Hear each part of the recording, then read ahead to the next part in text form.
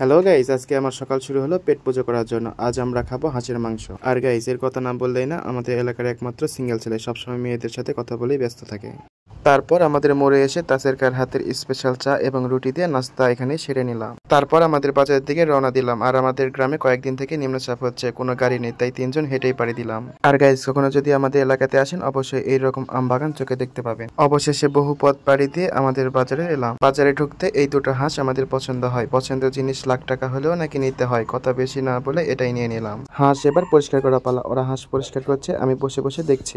হাঁস পরিষ্কার হওয়ার পর আগুনে পুড়িয়ে নিলাম, কোনো চুল না থাকে। আর গাইস, আজকে এত বাতাস এবং বৃষ্টি, তারপর আমরা কাজ থেমে রাখিনি। আর এটা হচ্ছে আমাদের এলাকার কসাই, যে কিনা এগুলো মাংসকে পারফেক্ট ভাবে কাটতে পারে। আর বিকাল হতে একদিকে রোদ একদিকে মেঘ, আর এইরকম পরন্ত বিকাল দেখলে কার না ভালো লাগে। তারপর বাজারে আসলাম, পেঁয়াজ রসুন যা যা লাগে যাবতীয় এখান থেকে নিয়ে নিলাম। তারপর এখানে ভাত রান্নার প্রস্তুতি চলছে। আর এদিকে কসাই ওরফে সিঙ্গেল মেয়েদের ক্রাশ হালকা কাজ করছে, তার দেখা দেখি আমি একটু কাজ করলাম, কারণ না করলে কথা শুনতে হবে। আর গাইস, গ্রামের মজাগুলো কিন্তু এগুলোই। আর গাইস, তোমরা কখনো এরকম মজা করছো কিনা কমেন্টে জানিও। এবার মাংস পানি দিয়ে পরিষ্কার করার পালা। এই কাজটা আমি করলাম। আর গাইস, আমি নাকি কাজ করতে পারি না, তাই তাদেরকে একটু কাজ করে দেখালাম। ফ্রিতে যেহেতু খাচ্ছি, একটু কাজ তো করতেই হবে।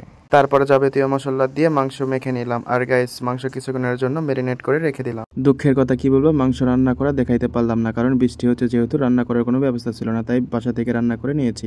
অবশেষে অনেক ধৈর্য ধরার পর খাবার রেডি হলো। আর আমাদের সেকেন্দার ওরেপা আলামিন ভাই যেহেতু বড়, তার দায়িত্ব আমাদেরকে খাওয়ানো। আর গাইস, ভীষণ টেস্ট ছিল, ঝাল লবণ পারফেক্ট ছিল। আমার তো খেয়ে 12টা বেজে গেল। তবে এই ভিডিওটা আজকে এই পর্যন্তই, আবার পরবর্তী ভিডিওতে দেখা হবে।